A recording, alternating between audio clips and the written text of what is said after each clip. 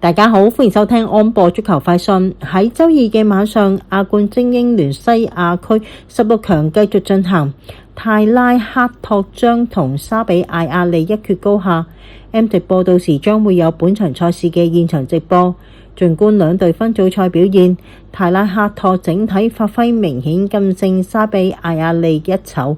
同時考慮到本場比賽係喺沙地進行，睇好泰拉克托贏波晉級。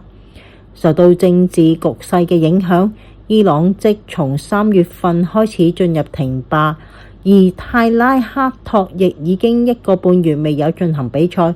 佢哋喺呢段期間獲得充分嘅休息。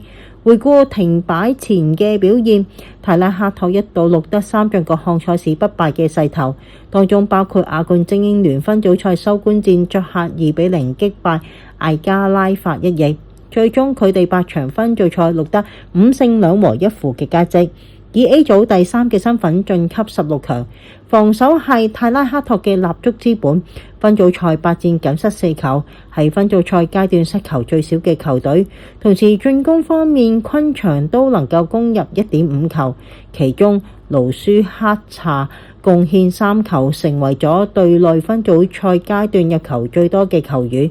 雖然分組賽曾與沙比艾亞利戰成1-1平手，但當時係作客，且幾隊一度先開紀錄。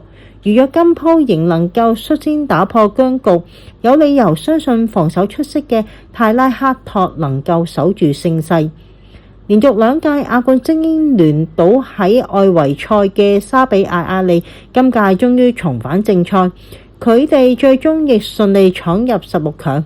但晉級過程磕磕碰碰，8場分組賽戰績為3勝2和3負，得失球比為14-14。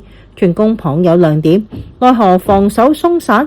值得一提嘅係，沙比亞亞利主要依賴主場搶分，佢哋分組賽4仗主場作戰未嘗敗績，但4仗作客只得1勝3負，目前處於亞冠精英聯作客3連敗當中。而今仗中立場作戰對佢哋嚟講無疑十分艱難。本土賽場方面，沙比艾亞利上月下旬止步於亞聯總杯準決賽，上輪聯賽又以2-3不敵艾亞恩，自此近3場各項賽事輸掉咗2場，此等狀態顯然難以抗衡泰拉克托。多謝收聽，記得 like 同 share 我哋嘅片啊！